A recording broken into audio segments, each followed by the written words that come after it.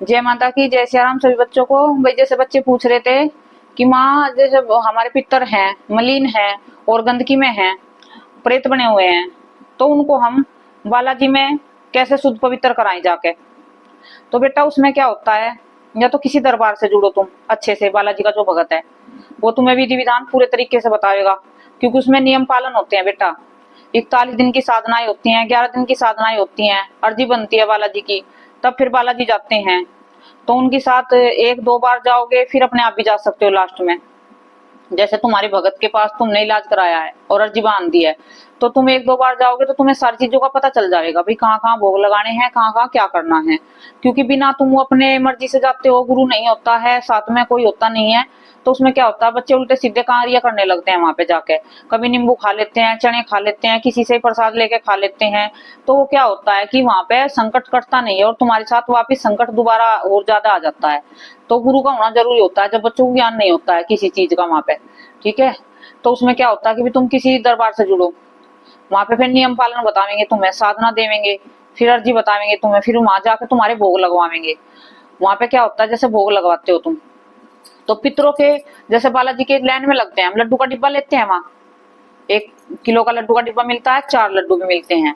4 लड्डू जो हर महीने जाते हैं वे 4 लड्डू का भोग लगाते हैं, और जो 6 महीने में जाते हैं, साल भर में जाते हैं, वो 1 किलो का डिब्बा आता है उसका भोग लगाते हैं, पूरे लड्डू का 1.25 किलो अर्जी होती है उसमें, अर्जी भी साथ में होती है। तो उसमें क्या होता है, जैसे हम बालाजी में जाते हैं और वहां पे भोग लगाते हैं सब जगह, तो हम बालाजी की लाइन में लग के क्या करते हैं कि हे बाबा, हे बालाजी महाराज, आपसे हाथ जोड़ के विनती है, जो हमारे पितर देव हैं, हमारे जो पितर हैं घर के और हमारी कुल देवी हैं, जो भी हैं बंधन में हैं, तो उन्हें बंधन मुक्त करो बालाजी महाराज। और वे कहीं गलत संगत में फंसे हैं तो उन्हें गलत संगत से निकालो और हमारा कल्याण करो, उनका भी कल्याण करो। और बाबा हम बड़े परेशान हैं, हमारे पितरों को शुद्ध पवित्र करो। ठीक है, इस तरीके से लाइन में लग के बाबा की, तो आपको ये प्रार्थना करते रहने हैं लगातार। ठीक है, आप बोलते रहोगे लाइन में, मन ही मन बोलते रहोगे, बाबा से प्रार्थना करते रहोगे, तो बाबा तक आपकी आवाज पहुंचेगी वहां पे। ये नहीं कि बाबा सुनते नहीं है, सुनते हैं। जो तुम है ना प्रेम से बाबा को पुकारते हो, ठीक है, दर्द भरी आवाज से पुकारते हो, तो बाबा जरूर सुनते हैं। मैं तुम्हें गारंटी से कहती हूँ बाबा जरूर सुनते हैं।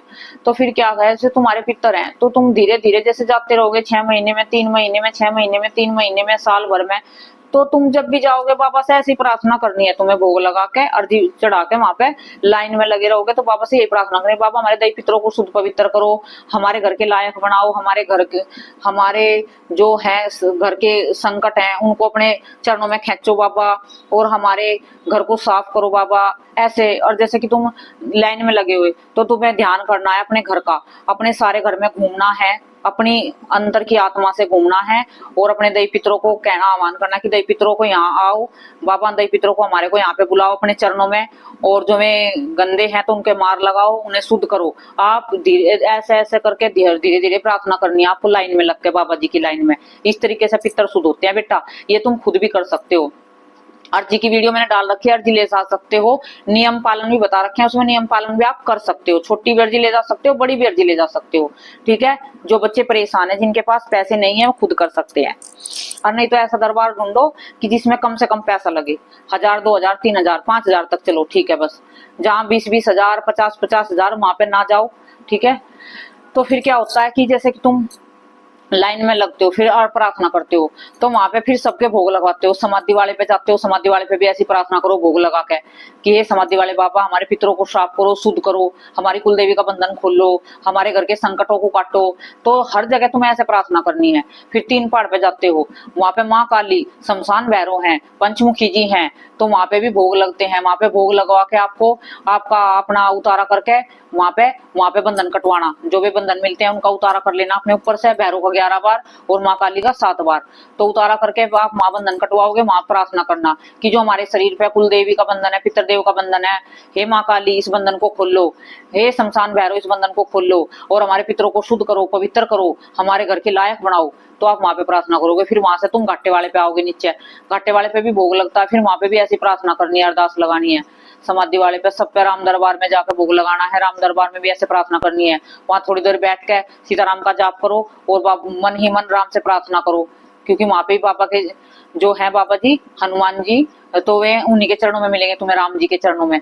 तो वहां बैठ के प्रार्थना करो कि हे बाबा, हे रामदूत हनुमान, हमारे पितरों को शुद्ध करो, पवित्र करो। आपको बारंबार प्रार्थना करनी होगी, आप एक बार करने से कुछ नहीं होगा, ठीक है। फिर आप अपने घर पे आ जाते हो, फिर दोबारा फिर जाते हो 6 महीने बाद, 3 महीने बाद, फिर अर्जी ले जाते हो, फिर बाबा के फिर भोग लगवाते हो वहां पे, फिर ऐसी प्रार्थना करते हो। तो वो क्या होता है बेटा, धीरे धीरे तुम्हारे पितर साफ होने लगते हैं। वे बाबा अपने चरणों में रख लेता है कुछ दिन के लिए पितरों को तुम्हारे को, ठीक है। और उनको मार लगाता है, कड़ी से कड़ी सजा देता है उन पितरों को। जो पितर नहीं मानते हैं उनको ज्यादा से ज्यादा उनको यातनाएं दी जाती हैं, उनको वचनों पे लाया जाता है। बाबा खुद करता है ये कार्य, भगत को करने की जरूरत नहीं है, भगत नहीं करता, भगत तो एक माध्यम होता है, लेकिन करने वाला तो बाबा होता है, माता होती है, करने वाले तो वही है, वही करेंगे, ठीक है। तो उसमें क्या होता है, तो तुम बार बार जाओगे बालाजी, जाते रहोगे बेटा। एक बार जाने से, 2 बार जाने से कुछ नहीं होता। बहुत से बच्चे कहते हैं कि हम तो बालाजी हो आए हैं, 1 बार गए हैं, 2 बार गए हैं, ऐसा कुछ नहीं होता है। बहुत सालों तक जाना पड़ता है, जुड़े रहना पड़ता है, ठीक है। फिर तो उसमें मैं तुम्हें पूरी कहानी बताऊंगी, इसको सुनते रहना, ठीक है। तो तुम बार बार जाओगे, इसी तरीके से प्रार्थना करोगे, तो बाबा तुम्हारे पितरों को अपने चरणों में रख लेगा और उनको मार लगावेगा, शुद्ध करेगा, पवित्र करेगा। फिर जैसे तुम जाते रहोगे, भोग लगाते रहोगे 6 महीने, साल भर, तो क्या होगा, एक दिन बाबा तुमसे प्रसन्न हो जाएगा और तुम्हारे पितर भी शुद्ध पवित्र हो जाएंगे। वो फिर क्या करेगा, उन पितरों को ही तुम्हें दूत रूप में दे देगा। जो तुम्हारे पितर है ना, उन्हें शुद्ध पवित्र करके तुम्हें घर पे दूत रूप में दे देगा। जैसे एक पितर था तुम्हारा, तो उसके साथ में एक अपना और भेज देगा बाबा दूत। किस लिए भेजेगा दूत, ताकि जो ये पितर है, क्योंकि वो पहले भी बहुत प्रेत था, वो पहले तुम्हें बहुत परेशान करता था, बहुत दुखी करता था, वो दूसरा जो है दूत उसको इसलिए भेजेंगे कि ताकि ये जाकर आगे से ऐसा ना करे, उस पर ध्यान रखने के लिए भेजते हैं दूत को तुम्हारे पितर के साथ। एक तो तुम्हारा पितर हो जाएगा खुद का, एक दूत बाबा अपने दौरे से भेजेगा कि इसको देखना, वहां जाके जो ये गलती करे तो उसको मार लगाना, ठीक है। वो तुम्हारे घर पे 2 दूत आ जाते हैं बालाजी के। एक तो तुम्हारा पितर ही दूत बन के आ जाता है और एक दूत बाबा दे देता है तुम्हारी रक्षा के लिए, उसका ध्यान रखने के लिए। फिर जैसे कुछ दिन क्या होता है कि तुम उसका जो तुम्हारा पितर है वो ठीक रहता है, तुम्हारे सारे कार्य बनाने लगता है, तुम्हारे जो वचन लेकर आया बालाजी से, तो तुम्हारे कार्य करने लगता है और तुम्हारे सब कुछ काम जो बिगड़े होते हैं सुधरने लगते हैं, अच्छा होने लगता है। तो फिर क्या होता है, वो दूत महाराज है जो में चले जाते हैं वापिस उसको छोड़ के वहां पे, ठीक है। और फिर जैसे कि तुम भोग लगाने जाते हो बालाजी में बार बार, तो वहां पे क्या होता है कि बाबा को पता रहता है कि भाई ये बच्चा मेरे पास बार बार भोग लगाना रहा है, तो वो तुम्हारे घर पे फिर उस दूध को दोबारा वापिस कर देता है कि इस बच्चे ने मेरी इतनी सेवा करी है, ये बार बार आता है, तो आप इसी के घर पे रहो। तो तुम्हारे पास 2 दूत हो जाते हैं, एक तो फ्री में मिल जाता है तुम्हें, ठीक है। इस तरीके से फिर तुम्हें वो दूत मिल गया, तुम्हारे 2 दूत घर के कार्य करने लगते हैं तुम्हारे। जैसे कि तुम बाहर जाते हो, तुम्हारी रक्षा करने लगते हैं, तुम बाइक पे जाते हो, गाड़ी में जाते हो, तो एक दूत तुम्हारे साथ रहता है, एक तुम्हारे घर पे रहता है। इस तरीके से दूत महाराज तुम्हारी रक्षा करने लगते हैं। और जो बच्चे हैं 1-2 बार जाते हैं उससे कुछ नहीं होता है, और जो कि दूत मिल चुके हैं तो उनको तो फिर बार बार जाना पड़ेगा, क्योंकि वे दूत महाराज हैं, उनको 6 महीने में बालाजी से मिला के लाना पड़ेगा आपको, जो आपके शरीर पे दूत महाराज है। आप बालाजी नहीं जाओगे तो वे दूत महाराज फिर से गंदे होने लगते हैं, क्योंकि वहां पे बालाजी के पास ले जाकर उन्हें मिला के लाना पड़ता है ताकि बाबा उनको देख सके, और वहां पे बाबा के चरणों में भोग लगाना पड़ता है कि तो बाबा को पता रहे कि ये बच्चा मेरा भोग दे रहा है, इसके पास मेरे दूत जा रहे हैं। तो वो दूतों को समझा के साफ साफ बार बार, जैसे तुम जाते हो 6 महीने में, तो दूत है जो तुम्हारे उनको फिर क्लियर साफ कर देता है। जो उनपे थोड़ी बहुत गंदगी लग जाती है तो वो फिर बाबा उनको साफ कर देता है, फिर तुम्हें फिर वापिस तुम्हारे साथ आ जाते हैं। तो दूत महाराज इस तरीके से आते जाते रहते हैं और इस तरीके से मिलते हैं। पितर तुम्हारे इस तरीके से साफ होकर दूत महाराज बनते हैं। और जैसे किसी को बच्चे को संकट होता है, वो संकट भी दूत बन जाता है। जैसे कभी कभी तुम जाते रहते हो, मैंने कही ना कि 1 साल 2 साल का खेल नहीं है ये सालों जिंदगी भर जुड़ने का काम है बालाजी से। जिंदगी भर जुड़ोगे तो तभी सब कुछ मिलेगा, नहीं तो कुछ नहीं मिलने वाला। और फिर दूत महाराज घर पे भी आ जाते हैं, तो उसमें क्या होता है, तुम नियमों का पालन नहीं करते उनके का। जैसे कि तुम उन्हें लड्डू का भोग लगाना, वो शनिवार मंगल को लड्डू का भोग लगाना पड़ता है जरूर से जरूर, क्योंकि दूत महाराज घर में आए तो उन्हें भूखा तो नहीं रखोगे, तो उनको लड्डू का भोग लगाओ, ठीक है। और उनको वहां पे बालाजी में 6 महीने मिला के लाओ, 6 महीने में 1 बार मिला के लाओ। अपने शनिवार मंगल का ब्रह्मचर्य का पालन रखो। बाबा हनुमान जी के तुम्हारे गांव में, मतलब हनुमान जी की सिंदूरी मूर्त है, उस पर चूल्हा चढ़वाओ महीने में 1 बार, ठीक है। इस तरीके से दूत महाराज रखे जाते हैं घर पे आने के बाद। इनका नियम पालन निभाना पड़ता है, लहसुन प्याज का परहेज करना पड़ता है, ठीक है।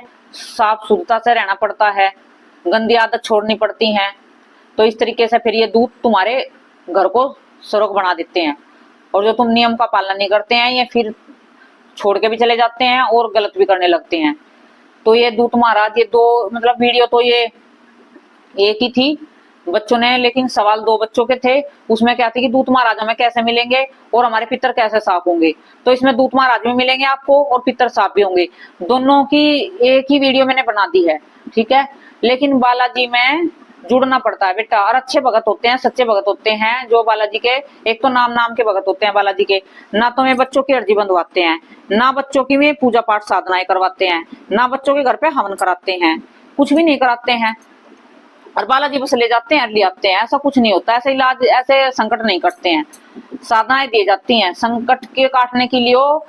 41-41 दिन की, 11-11 दिन की साधनाएं दी जाती हैं। कष्ट दिया जाता है बच्चों को। भगत भी कष्ट करता है, भगत भी उनके नाम के मंत्र जाप करता है। जब 11 दिन तक उनके घर में साधना चलती है, भगत को भी मंत्र जाप करना पड़ता है उनके घर के नाम का। तो इस तरीके से तुम्हारे दही पितर जिसके भी मलिन है, बालाजी के चरणों से जुड़ जाओ और बालाजी में अरदास अर्जी लगाओ, भोग लगाओ। तुम्हारे दही पितर अपने आप ही खुद पे खुद शुद्ध पवित्र होने लगेंगे। और एक जैसे कि अमावस आती है, उस पे तुम गीता जी का जो 7वां अध्याय है, उस 7वें अध्याय को अपने पितरों के निमित्त मतलब उसे पढ़ के उनके अर्पण करे करो, उनके निमित्त, ठीक है। सीताराम के जाप करके, ओम नमः शिवाय के जिसके भी तुम पूजा पाठ करते हो उसका जाप कर करके उनके निमित्त अर्पण करे करो बाबा के चरणों में। बाबा सीताराम की 11 माला करी हैं, ये अपने देवी पितरों को शुद्ध पवित्र करने के लिए तुम्हारे चरणों में अर्पण करता हूँ। जहाँ कहीं भी हमारे पितर हो, किसी भी योनि में फंसे हुए हैं, नरक में पड़े हुए हैं, तो उन्हें निकालो बाहर, उन्हें शुद्ध पवित्र करो। इस तरीके से घर बैठ के भी कर सकते हो, ठीक है। मंदिर में चोला चढ़ाओ उनके नाम का, बाबा ये आपके नाम का हम चोला चढ़ा, उनके अपने पितरों के नाम लेके संकल्प लेकर चोला चढ़ा रहे हैं। जहाँ भी हमारे देवी पितर शुद्ध करो, पवित्र करो, इस तरीके से। तो आप पितरों को तो बेटा किसी भी तरीके से आप साफ कर सकते हो, रिझा सकते हो, ये आपके हाथ में है। लेकिन ये ना समझना कि 1-2 बार से हो जाएगा, आपको समय लगेगा, कई साल लग जाते हैं बेटा पितरों को साफ करने में। क्योंकि जो पितर ज्यादा मलिन हो जाते हैं उनको कई साल लगते हैं। जो थोड़े बहुत ही बिगड़े हुए पितर हैं वे जल्दी से साफ हो जाते हैं, वे तो 1-2 साल में भी हो जाते हैं किसी किसी के। और जैसे बाल पितर होते हैं, बच्चे होते हैं 12 साल के, 10 साल के, में मरे होते हैं, उनको तो बहुत ही बेटा बहुत मतलब कई साल लग जाते हैं, 8-8 साल भी लग जाते हैं साफ होने में, ठीक है। तो सब्र रखे करो, मेहनत करे करो, तो तुम्हें मेहनत का फल जरूर मिलेगा। जो मेहनत करोगे जी जान से और बाबा पे विश्वास करोगे, तो मैं गारंटी से कहती हूँ बाबा एक दिन जरूर सुनेगा। एकदम से तो नहीं सुनेगा, लेकिन समय आने पर जरूर सुनेगा। क्योंकि वो भी देखेगा कि बच्चा पीछे नहीं हट रहा है, बच्चा मेरे पीछे ही लगा हुआ है। बाबा भी तो ये देखेगा ना कि बाबा तो कि बच्चा तो मेरे पास बार बार बालाजी आता है, अर्जी लगाता है, भोग लगाता है, प्रार्थना करता है। तो एक दिन बाबा को जरूर आपकी प्रार्थना सुननी होगी और आपकी मनोकामना भी पूरी करनी होगी। जैसे हमारी सुनी है ऐसी तुम सबकी भी सुनेगा बाबा। जय माता की, जय सिया राम सभी बच्चों को।